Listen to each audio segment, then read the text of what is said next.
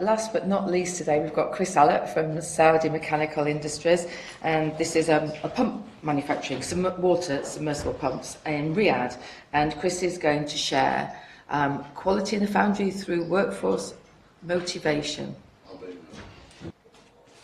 Good afternoon, ladies and gentlemen, and welcome to this presentation, Quality in a Foundry through Workforce Motivation.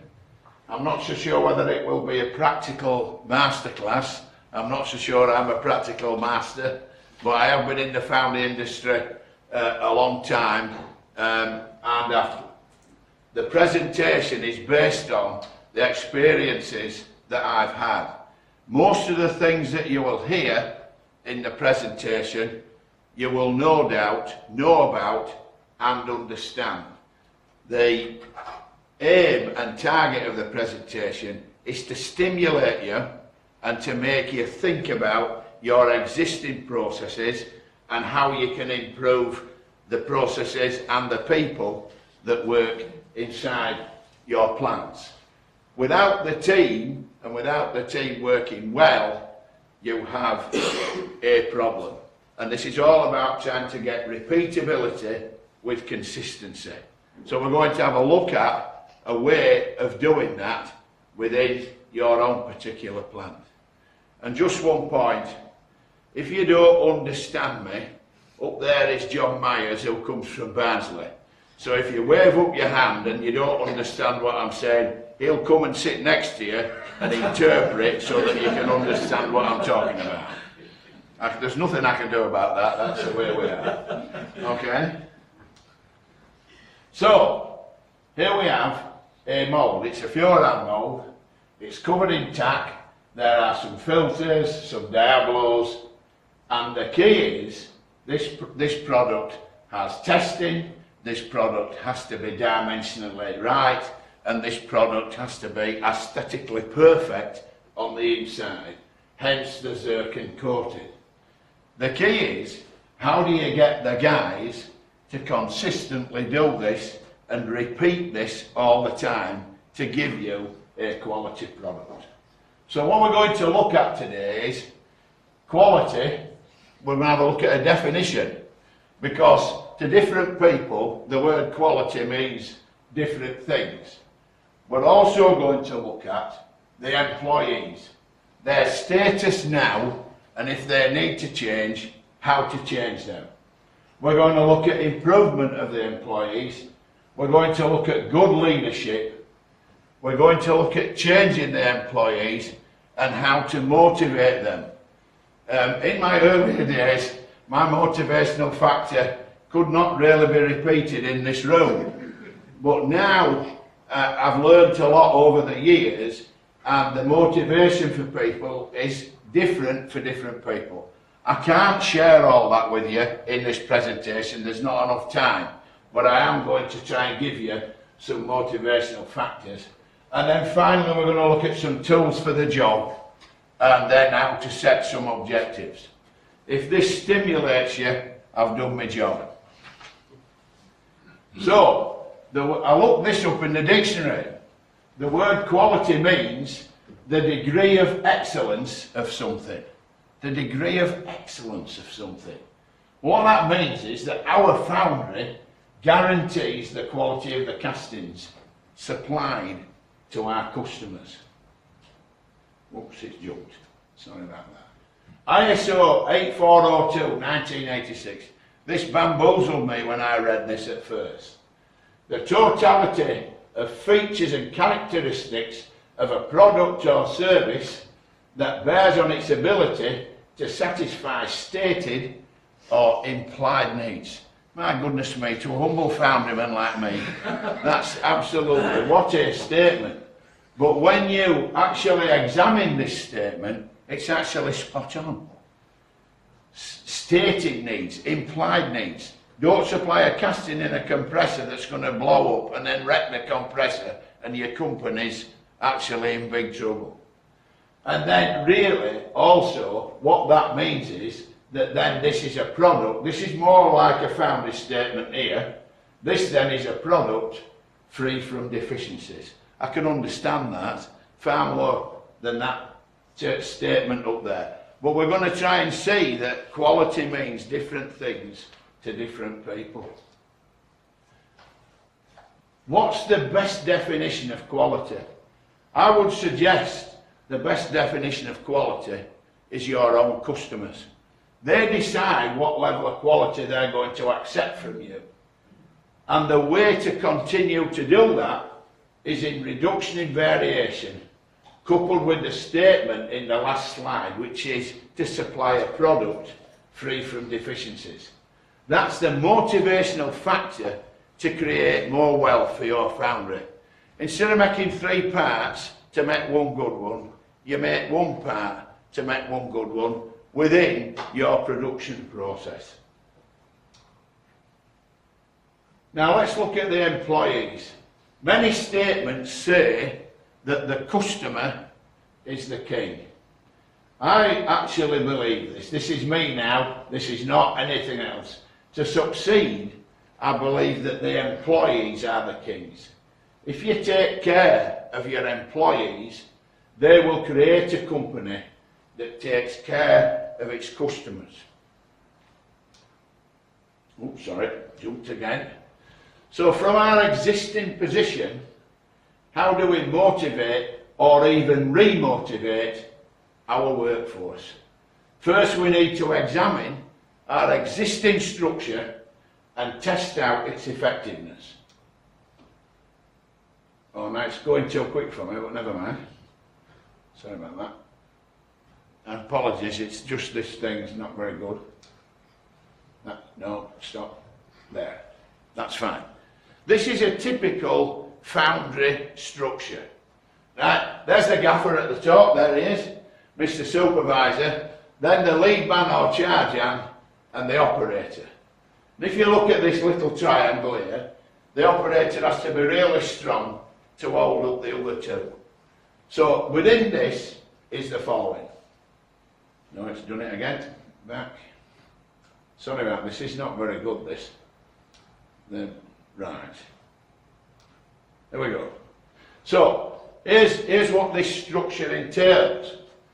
There is the boss, there are the people, and the boss is always right. Here is a typical situation where we have the manager, the executives, the departments, and the poor folk underneath. Now Angela, I can't really repeat what they're covered in. But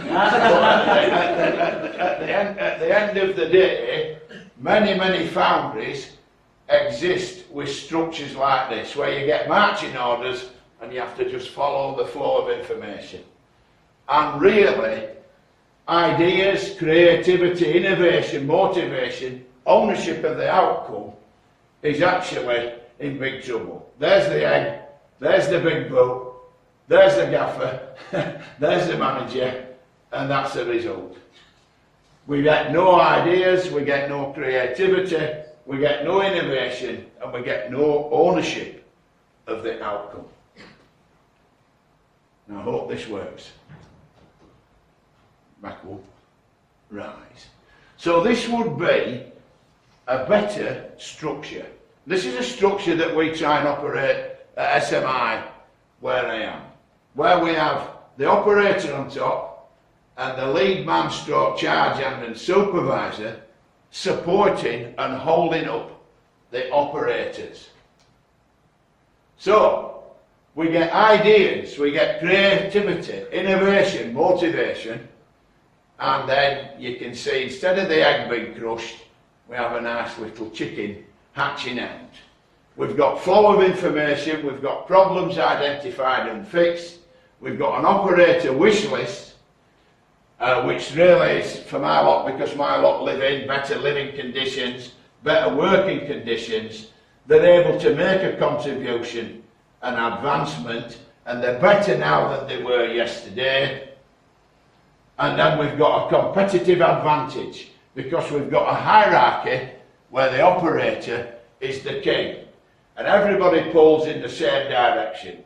We've got integrity between the management and the workforce, The workforce will take on board the accountability, they've got responsibility, and they've got the authority to join in. A really, really important change that needs to be made in your plant if you want to succeed.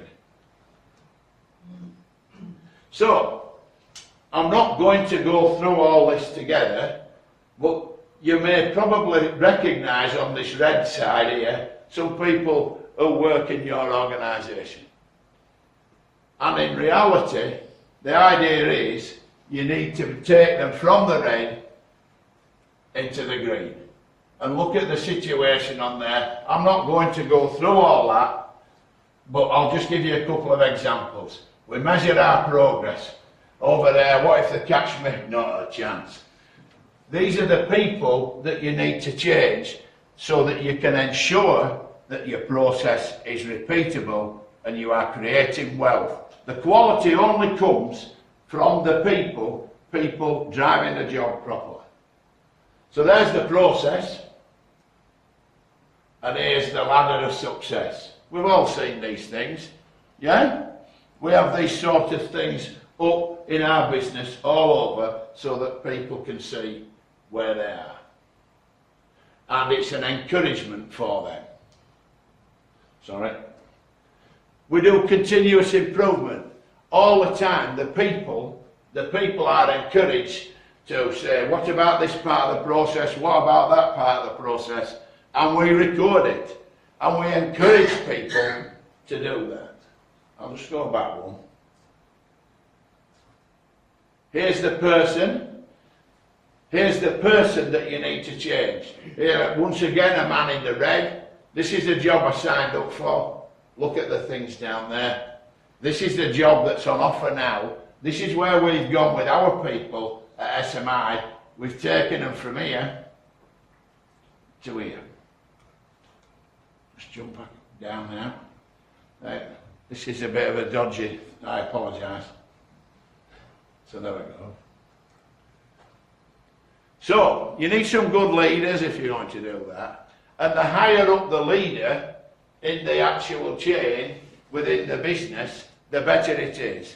If the foundry manager was running the teams on a day-by-day basis, far better than him sitting in the office and thinking and going back. Just remember that manager over there and the situation with the pile. A leader needs to be honest. That's the number one priority. No good saying to a bloke one thing and then doing something else. Does not work. Able to delegate, let your people take responsibility and be prepared for mistakes. Remember the guy at the other side there with the board, I'm always right. If you don't give your people an opportunity, then you're in trouble. Communicate on a regular basis with a structured approach that allows everybody to have something to say. I'm a bit of a gobby person, I know that for sure, but at the end of the day, I've had to learn over the years to sit down and listen to people and listen to their opinions. Even the man who cleans the toilet really has something to contribute to your business. You can't get that inside your heads. You don't deserve to be managing in a foundry. And be confident. This comes through a thorough knowledge of all the foundry processes. If you don't know about pattern making, for example, find out and make sure you understand it. A leader has to have commitment with time, he has to have creativity, and most of all, he has to have enthusiasm. If he goes home at 4 o'clock every day, he's not fit to be in a family where I come from. That's for sure. He also has to be strategic. When you are actually asked to do tasks by the people from up above, what I call the stratosphere, when the stratosphere expects something to be done, you have to apply that business requirement via a localised improvement plan. A plan designed to improve the individual and the area in which they work. Now we'll look at change. You must all know this off by heart, everybody in this room. Look at change. It's costly, it's painful, certainly it's painful when you're trying to lead it, I can tell you. It's managed, it's about moving from A to B. It needs a plan and it needs a sense of urgency. If you think you can do something in 2 days, try and get it done in a day. Move things forward, drive it up. Then you get the 5 stages of change. Many people I've worked with have been through this. They hate it, they get annoyed, they get, as they say where I come from, they get the monk on and they don't want to do any more. And then eventually they realise that if they step on board, there's an improvement in the work and an improvement in the way they feel. Then they accept it and then they grow. And when you take people down that route, it's really satisfying as a manager when you see that happen. How to change and motivate? Clean and maintain your equipment. I've heard that many times during the time I've been here over the last couple of days. Make your equipment clean. Get it sorted out. Make sure it's right. Make sure your methods man gives you a robust production method. Don't put always second best if you're not. Get it changed.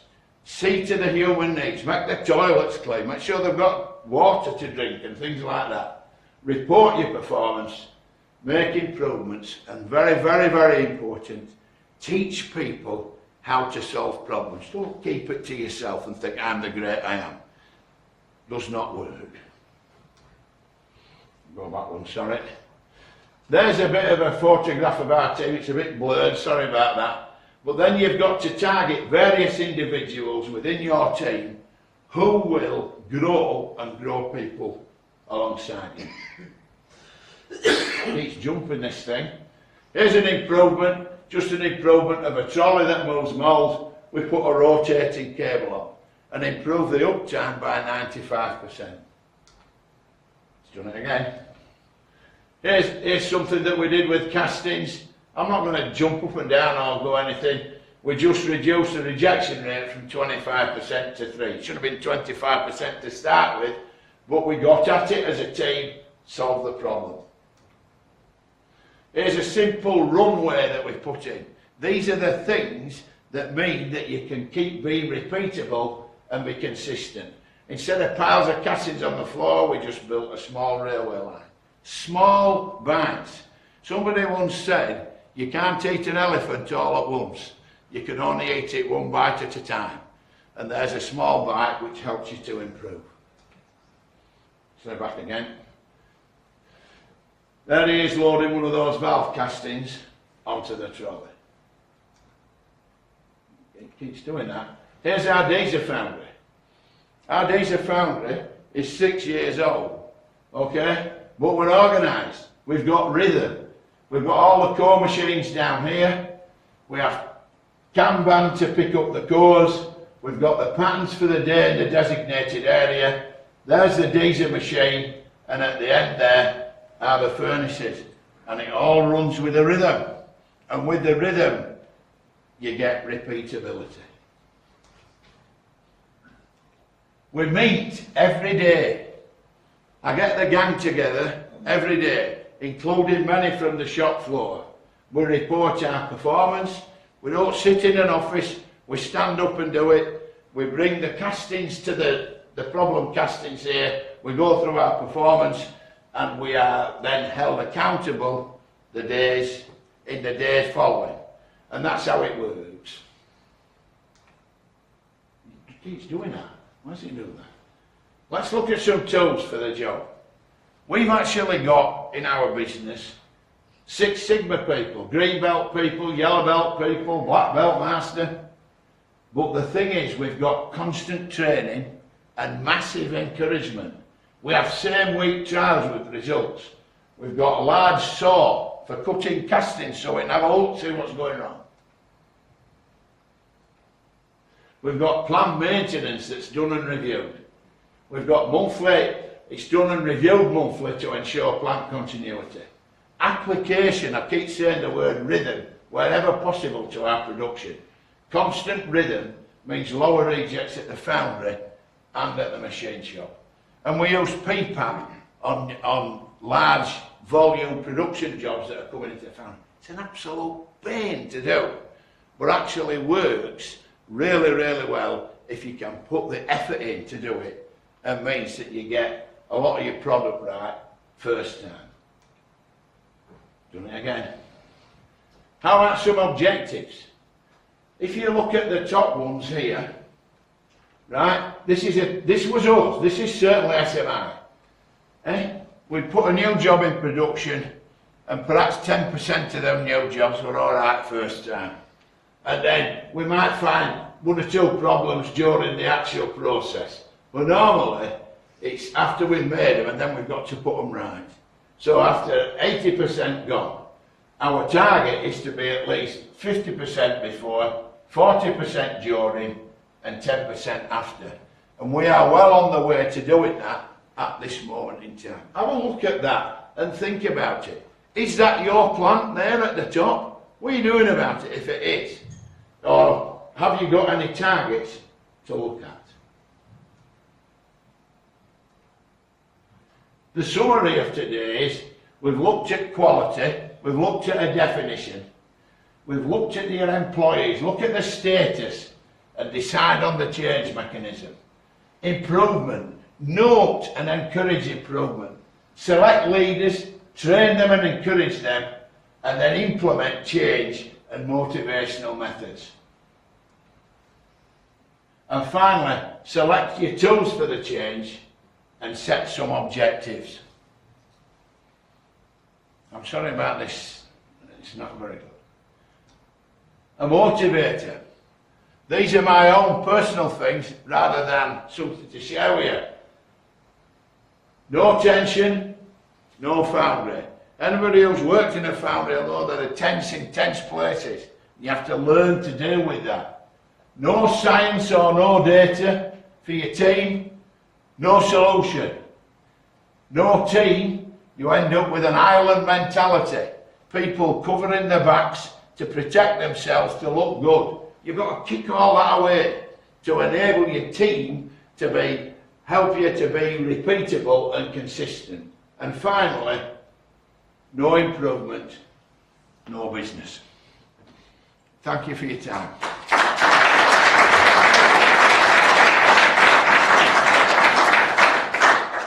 It's very often said, isn't it, that the employees are the biggest assets of any company, and I think Chris has illustrated very nicely how the team on the shop floor is very intrinsic in driving quality through our business.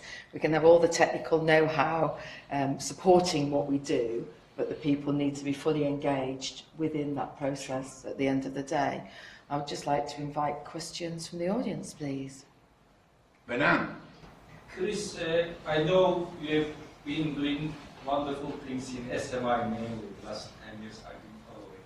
I just wonder, after this so many years, how much it came from your choices as a manager, how much you get support from SMI management. When you leave the organization, what do you expect to see? Well, in answer to that question, Benan, is whilst I've been in Saudi Arabia, they've allowed me to manage fully without making me like one of those people that you saw on the slide at the far side where the manager's crapping on everybody else, to be perfectly honest with you. And I was allowed to manage.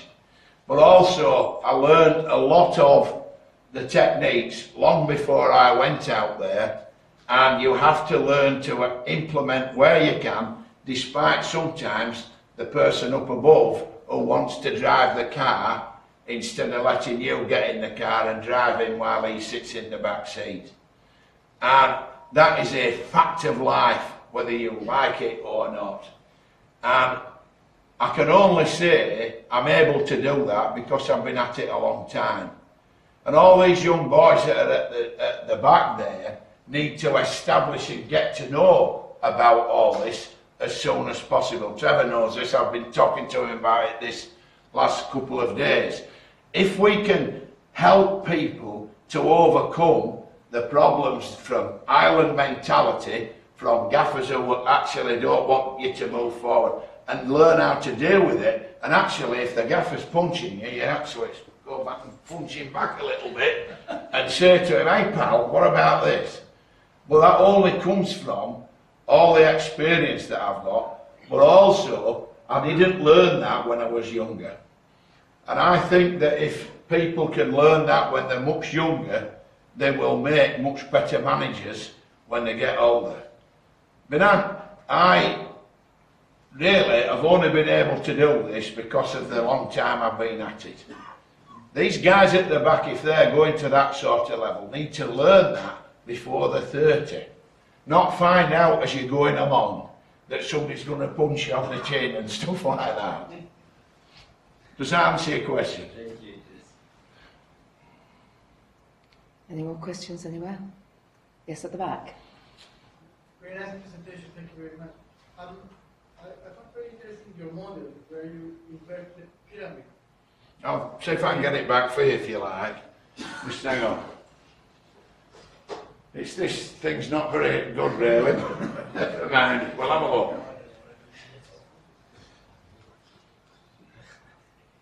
There's the board, there's the lovely geezer. I'm very proud of that, by the way. It's very clean. It's very clean, yeah? Well, that's it, what it's all about.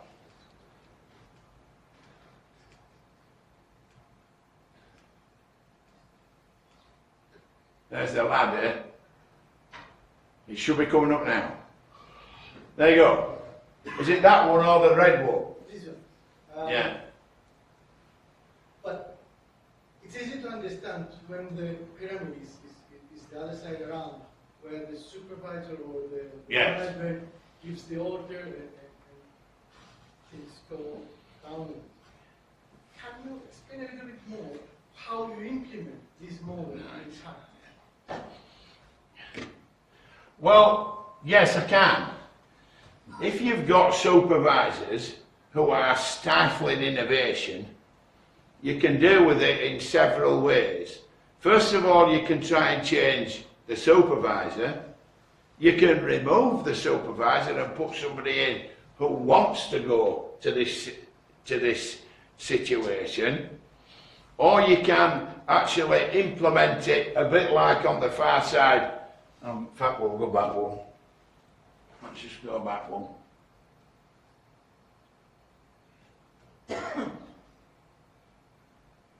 You could implement it like that. Although if you do that, we believe that that's not the right way to go. And the one thing that will change even supervisors is to work alongside them, encourage them, and show them that actually by supporting the workforce, their job becomes more meaningful and more rewarding. This pyramid stops you from working. Many foundries that I've been at have had this. And to be perfectly blunt, it don't work. Not for me. And so, we go to this. Because you let the operators do their job and they'll suggest things. But you've got to, the way to do it, I'm not explaining myself very well with this part. You have to be on the line. You have to see what the operator's up against. If he's having to do this to pick a core up and then he turns round and he puts it down like that, make it so that he can just pick it up like that and drop it in. Then he feels better. He feels more comfortable. And say to the supervisor, give your man a chance. Give the boy a chance. And that is the way, and it's not a quick fix this, you know.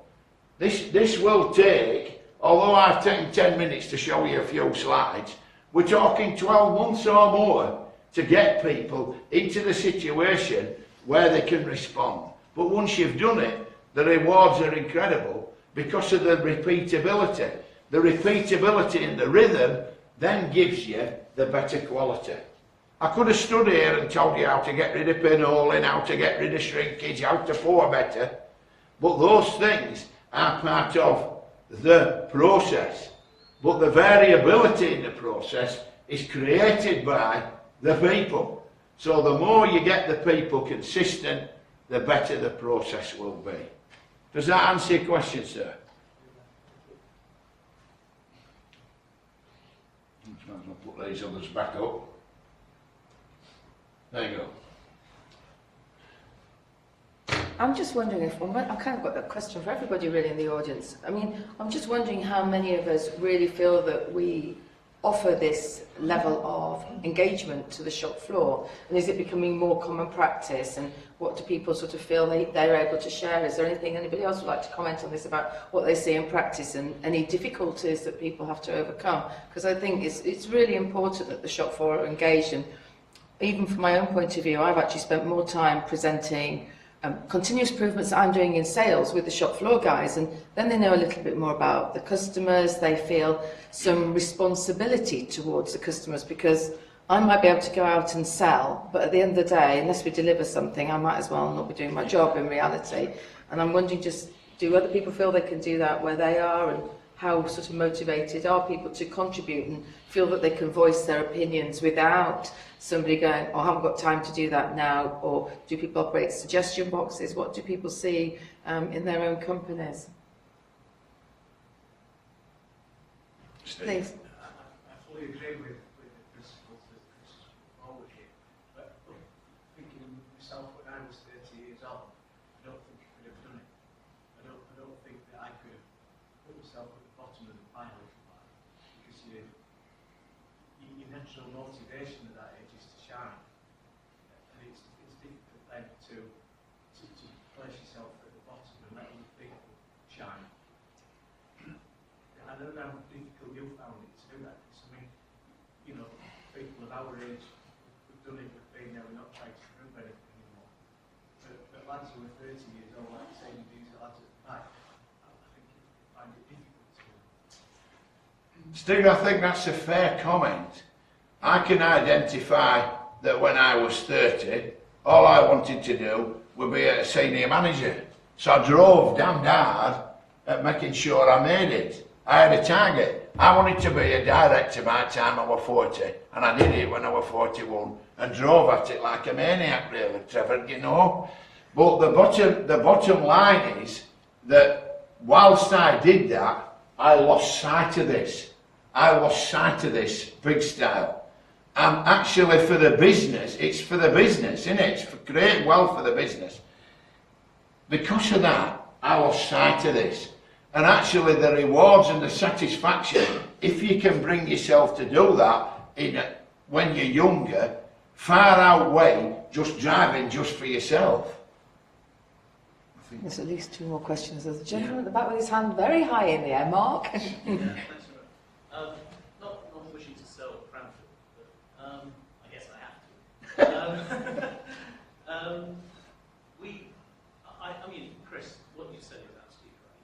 And I think your point about trying to learn earlier in your career is absolutely fantastic, because that leads to the sorts of courses that we provide at Cranfield. We've developed with, for example, Rolls-Royce, something we call Operations Excellence. And this is not for people who've already got degrees. This is people for whom they've been in the industry, they've been through the process, they maybe started as apprentices, they come through, but they haven't got those skills as at the management and supervisory level that you're talking about. And that's essentially what you're presenting. Sure.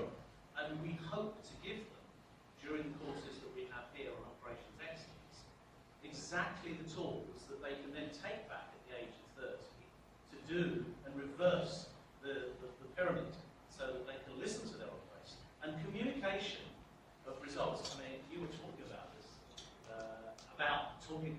talk about sales. But it's not just sales, it's how much they're producing, how much they're improving every week. Everything should be on the shop floor, should be demonstrated and shown. As you've got your weekly meetings, your daily meetings, your stand-up meetings, all those sorts of things. And these are exactly the sorts of things that we try to encourage in the courses that we do. This continuous improvement, this exactly that. And we give them those tools so they've got more confidence. And because they come to Cranfield, they meet people from other organisations. They've realised they're not on their own. And I think that's one of the other benefits about coming and doing our Operations Excellence. So the industry should be aware of that. This daily meeting Yeah. This daily meeting obviously covers operational issues, it covers quality issues, and it also covers health and safety. You can't see it very well on there, but at the end of there is a number of days since the reportable accidents. We have the pattern shop performance regarding the number of samples that we should have done during the week, and we also have the weekly quality, which is that third. It's not very clear on there, but we try and encompass for the gang the In the whole. old days, that was all kept secret, wasn't it? Of course, Now, they won't tell you any of that. Now it's open. It should be. Yeah, it's all open, and they know. And the one thing that this does do also on a day-by-day basis, it helps them to support each other. They don't want, they'll get to a stage where they don't want the pal to be embarrassed. And so therefore, they will step in and help them. They will work with each other to ensure that it all looks as it should be. And if it looks as it should be, it means that the operation is, the rhythm's working and the repeatability is there. And that's the key.